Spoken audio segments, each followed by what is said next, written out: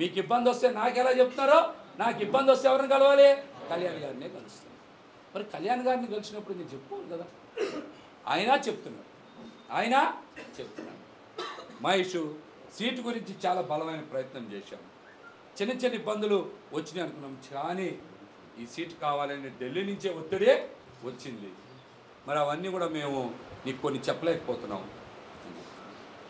నేను కూడా అట్లని ఎలా పరిగణలోకి తీసుకోవాలనే ఆలోచన కూడా నాకు కూడా టైం కావాలి కదా. మరి టైము కావాలి కాబట్టి నేను కూడా వారితో మాట్లాడాను. మహేష్ ఖచ్చితంగా నీకు మంచి చేస్తామని మాట్లాడారు. 3 రోజుల కింద కూడా కలిసాం, మీరు అందరు చూశారు. ఆ ఫోటోలు కూడా పంపించినప్పుడు కూడా మహేష్ ఖచ్చితంగా మరి పార్టీలో ఏం కమిట్మెంట్స్ ఉన్నాయో పొత్తులో నాకు తెలియదు, నీకు ఖచ్చితంగా ఒక పెద్ద స్థానం కల్పిస్తాం, ఎమ్మెల్సీ లాంటిదే ఇస్తామని కూడా నాకు చెప్పారు.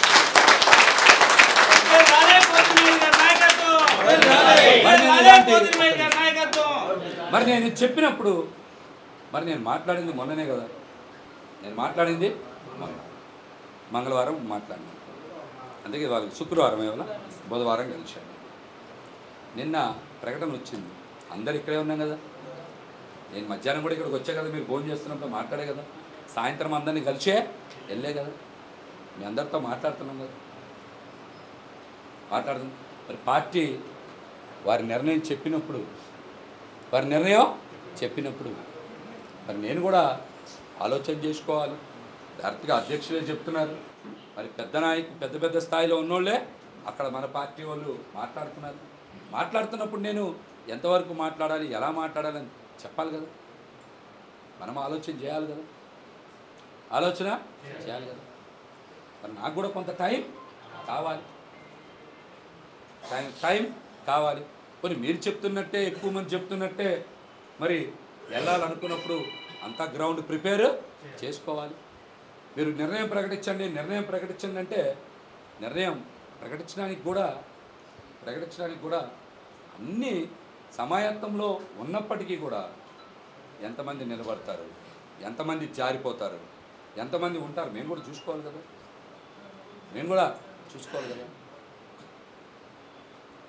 ఒకటికి 2 సార్లు మీతో చర్చ చేస్తున్నాం కదా, ఒక్కొక్కరిని పిలిచి మాట్లాడుతున్నాం, ఉమ్మడిగా మాట్లాడుతున్నాం. మేము కూడా చెక్ చేయాలి కదా.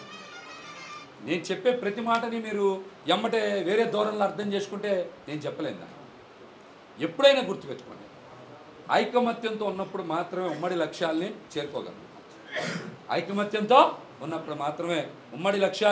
చేరుకోగలం.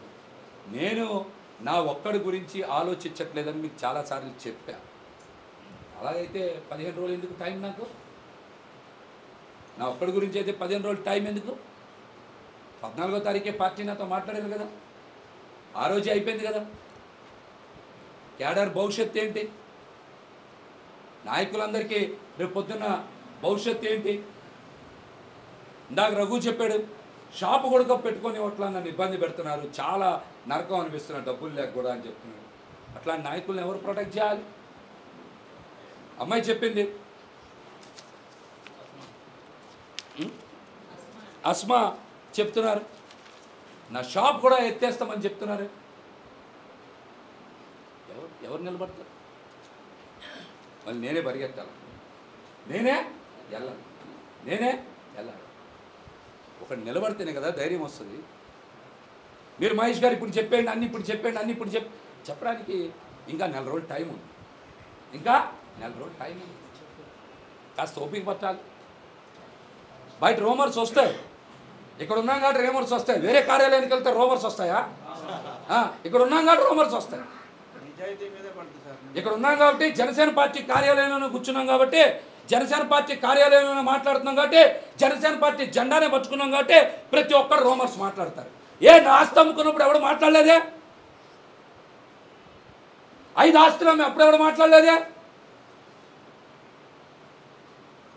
అప్పుడు ఎవడని మాట్లాడా? చెప్పే కదా నేను. మీకు డాక్యుమెంట్ నెంబర్స్ కూడా ఇవాళే పెడతాం, మీ అందరికి అర్థం అవ్వాలి.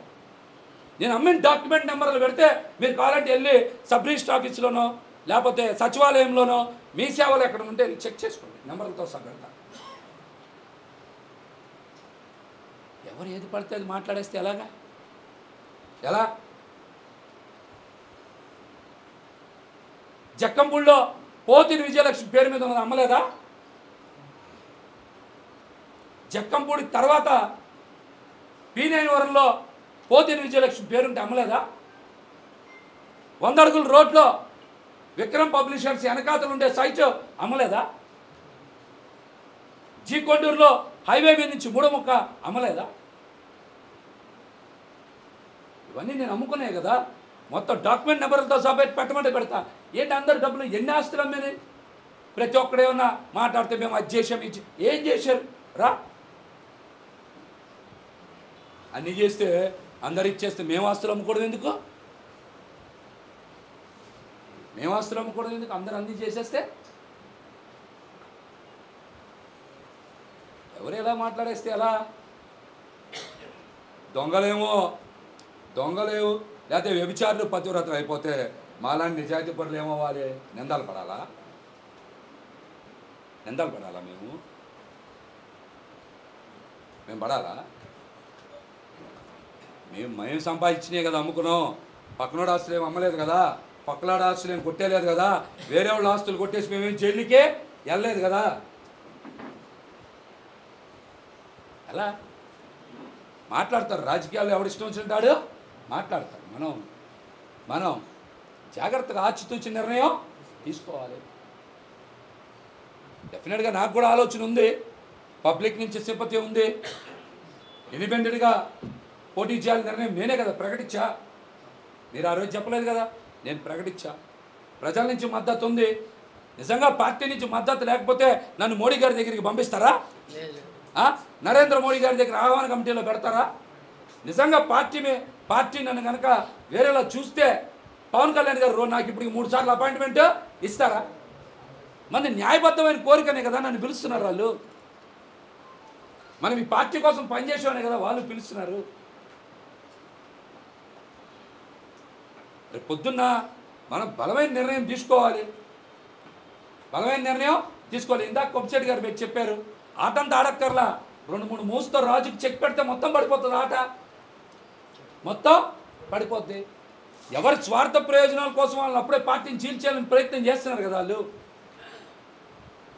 ఎవరి ప్రయోజనాలకు పార్టీ చీల్చాలి చెప్పండి? రేపు ఎన్నికలు అయిన తర్వాత నేను ఉంచుతారా?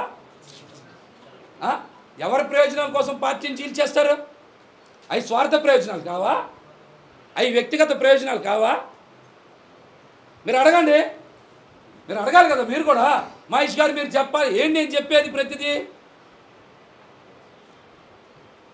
పార్టీని చీల్చేయాలని ప్రయత్నం చేసేవాళ్ళదే స్వార్థ ప్రయోజనాలు కాదా? వ్యక్తిగత ప్రయోజనాలు కావా? తెలుగుదేశం పార్టీలు అలాగే కదా, ముక్కలు అయిపోయి ఈ రోజుకి అతకట్లేదు. అది పశ్చిమ నియోజకవర్గం, ఇది వాస్తవం కదా.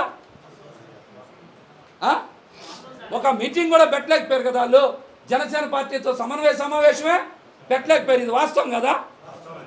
ఎలాగ ముక్కలైపోతేనే అలా జరుగుతాయి, ఒక మీటింగే పెట్టలేకపోయారు సమావేశం వాళ్ళ వల్ల తేడా వచ్చిందనే కదా 16 మంది డివిజన్ అధ్యక్షులను వాళ్ళే మార్చుకున్నారు. ఇవన్నీ వాస్తవం కదా. నలుగురు మాట్లాడితే ఎలాగా? అక్కడున్న కమిటీ మొత్తం ఎక్కడున్నారు? ఇక్కడే ఉన్నారు. ఒంటరిగా వెళ్ళిన వాళ్ళు వేరు, కమిటీ మొత్తం వెళ్దాం వేరు. కమిటీ మొత్తం ఇక్కడే కదా ఉంది. అందుకని అందరినీ నుంచోబెట్టి మీకు అర్థమయ్యేలా మాట్లాడు. అర్థమైన మాట మీకు చెప్తున్నా, మన నిర్ణయం చాలా దృఢంగా తీసుకుంటాం. మీ అందరి భవిష్యత్తు నాతో పాటు ముడిపడి ఉన్నాయి. అట్లాంటి నిర్ణయం తీసుకుంటాం. ఏదో ఇవాళ వదిలేస్తే ఇంకోటి కాదు.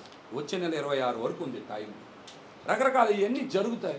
మాకు కూడా ఆలోచించడానికి కొద్దిగా టైము ఉండాలి కదా. మేము కూడా మాట్లాడుతున్నాం కదా. ఒక్క మాటకి పవన్ కళ్యాణ్ గారిని మీరు చెప్పినట్టు వదిలేనా? మీరు చెప్పారనుకో ఏముంది వదిలేస్తాం. మీరు నిలబడాలి, మళ్ళీ మీరు అందరూ నిలబడాలి. చాలామంది నిలబడతామని చెప్తున్నారు. నేను మీ అందరికీ ప్రత్యేకంగా థ్యాంక్స్ చెప్తున్నా.